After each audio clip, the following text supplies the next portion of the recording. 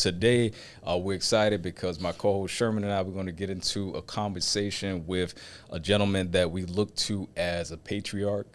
He's done a lot of good stuff in the community, and we're going to talk about it today. He's actually being highlighted for Father of the Month for the month of March. So let's get into it. First of all, thank you so much for being here with us today. Why don't you give the folks, your name, some of your background, and talk to us a little bit about what's so special about being honored as Father of the Month. Okay. My name is William Yelder, Y-E-L-D-E-R. I was raised without a father in my life. And I really didn't realize that I needed one because my mother took over the reins, and I think she did a good job. I met Terry at Bennett High School. I do a lot of community work. And he was telling me about nurturing fathers. And all my life, I wanted to be with a group of men that could just come out and have a waiting to exhale party. I've always believed that men have emotions and that we should share our emotions. And shouldn't be afraid to let people know that we cry, we hurt, we have pain too. Because so many times in the way the world is going is showing the man as being Hercules and Superman. And if you show emotions, you're a weak man.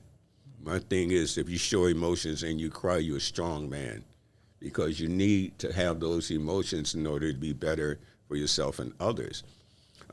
Throughout my life, I've been known as a mentor, even when I was little, coming up here in this area right here, Cold Spring.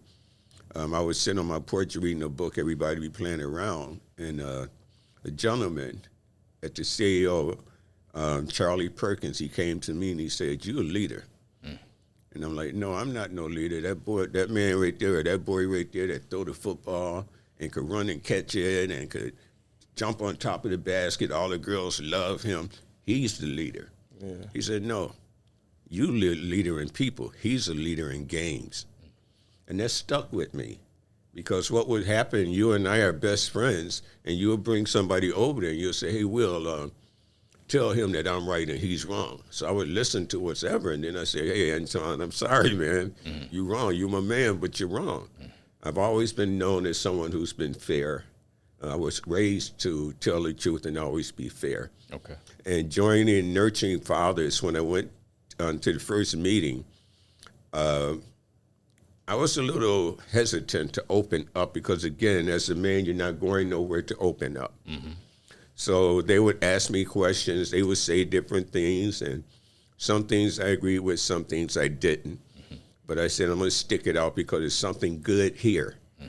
And I went through the first class, and I liked the way that men started opening up about their feelings and not being ashamed to say, "Hey, I hurt too." And what I found out is that we all hurt the same. Yeah. But here I am with a group of men who's willing to share the hurts, the feelings, the love, the crying, the tears, and we're all going through the same thing, and we all keep it bottled up. Yeah. But here's a group or an organization where we can get out and actually be ourselves. Yeah. I enjoyed it so much that I came for the second lesson. And during that second lesson is really when I started opening up and started being myself and started explaining why I do what I do. Everybody has a life story. Everybody has worth. Everybody matters. And with Nurturing Father, it was just so exciting to be sitting there and listening to other men you didn't even know about. Yeah. And hearing them talk their stories, seeing the cries, the tears that we shed. But it was all about building up. I get very emotional. Yeah. And I was talking to someone, they were like, "Oh, you crying?" I said, "Yeah, but don't take them tears for weakness. There's strength behind them tears." Because sometimes as a man, you get so involved with what you're doing that you want to show that emotion. Right. But you don't want nobody to come and say, "Oh, you're weak, and why are you crying?" And I've learned over the years the best thing to do is to show your emotion. Yeah. We've got too much to give, and there's too many young people out there that was raised like me without a father in their life. Yeah. So I also a co-founder of a charter school. Well, really quick before you go there, and Sherman, if you got any questions, jump in too. Yeah, absolutely. But you talked a little bit about how you were raised. But can you go back there for us a little bit in terms of whether or not you grew up with your father? I just heard you say you didn't. So tell us a little bit about that and how that translated or made you kind of the man you are today, the leader. Okay. Yeah, well, I do kind of want to build on that. Were there any like specific moments that come to mind, probably before the age of like 9 or 10, that impacts who you are today? Well, during that time, my father never lived with us. I knew I had a father.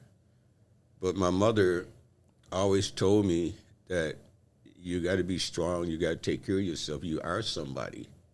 You know, what you don't have, you can't miss what you don't have. She never explained to me why they wasn't together. And as a child of 73 years old, and back then you didn't ask, Right. you know. I remember going to school 8, and I was in the 4th grade. And they had Father Sunday at school, you know, where the father comes to school. And I was like, man, I wish I had a father to take me there. My oldest brother was in prison. He was in the Attica riots, got out before the riots. My younger brother, which is a year younger than me, started the Fillmore Allied Turks, the gang war. I did my dirt too, but at the age of 18, I wanted to be a man. But growing up at that young age, what I realized, I was poor, we were on welfare, and I wanted to make a difference in my life. My mother wanted to make a difference. I thought I was getting treated bad, but come to find out, she was grooming me to be a giver, to be, you can say an enforcer, but to always tell the truth, whether it hurts you or not, to be honest. I saw my father 3 times up until like the age of 14. He lived in Niagara Falls. I told him one time, must have been about 10 years old, hey, Mom, I want to see my dad. Okay, I'm going to call him. He's in Niagara Falls.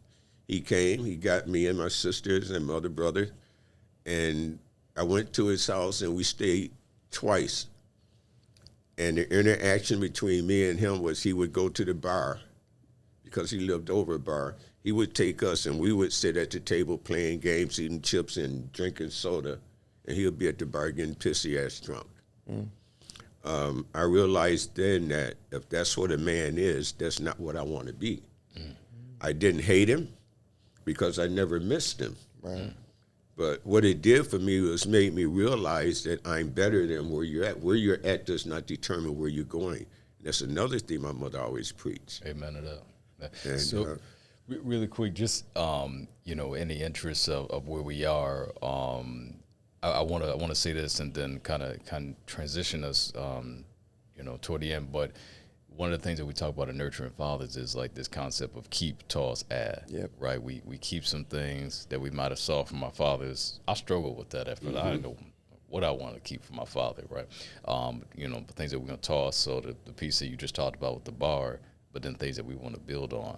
And so I kind of heard a little bit of that in there. Let's kind of end on that in terms of the, you know, last piece. But what about what I just said kind of resonates with you in terms of what you just shared with us? You know, there was a gentleman. In fact, I would tell you about 2 gentlemen. I would go to my friend's house and had the father and the mother. The father would be beating them up, drunk, talking nasty. I never experienced that with the single house. And I asked one of the guys, and he was an upstanding citizen in the community, if he would be my mentor. And he cussed me out. Wow. No, I've got my own kids. I don't need to be your MFing, you know, go find your daddy. Oh, wow. At that point in time is when I realized I'm going to be better than him or anybody else. I believed that I had worth. The gentleman that I told you about told me, you're a leader among men. He would sit at his office and look at me every day. And he got me involved with going to the March on Washington. Here, you go get all the kids involved. I had him to look up to. And since then, I've always put others before me. Now, what I've got from my father, I don't know. People have told me, would your life have been better if your father was in your life? And I tell them, if you drove a Rolls Royce instead of that Trailblazer, would you be feeling better? Well, I don't know. then I don't know either. See what I'm saying? Yeah, So a lot of times, being single without a father in your life, people try and make it seem like you're lower than anything and you never can amount to anything. In this day and time, there's so many young people out there. Nurturing fathers, we had young men who are raising their kids and they're single, and I am so proud of the fact that Nurturing Fathers has provided an opportunity, in a way, sort of a guide for them to come in and ask questions, for them to come in and be inquisitive and to look towards us for answers. Yeah, in fact, we had a guy that was about 17, 18 Yes. in the last group, so that was really cool. Listen, blessings to you. I'm so glad that you were here to be vulnerable and transparent and authentic. That's one of the reasons why I believe the guys nominated you as Father of the Month, because they look to you as a leader among men, right? So thank you for And I being want here. to thank you guys, and I want to thank Nurturing Fathers for giving me the opportunity. Absolutely. We appreciate you every time that you pull up and engage. Just one of the other concepts we talk about in the program is like the boy, the man, and the patriarch. And so many times we don't get to see many models of a patriarch. And I do come from a generation that a lot of the brothers and men don't really get a chance to heal, and don't really talk that language of healing it and reflecting. And so I just want to commend you and thank you for setting a model of what it looks like to heal, no matter whether you're a boy, the man, or the patriarch. So appreciate you for setting that example. Thank you guys. Amen to Thank that. you for having me. All right.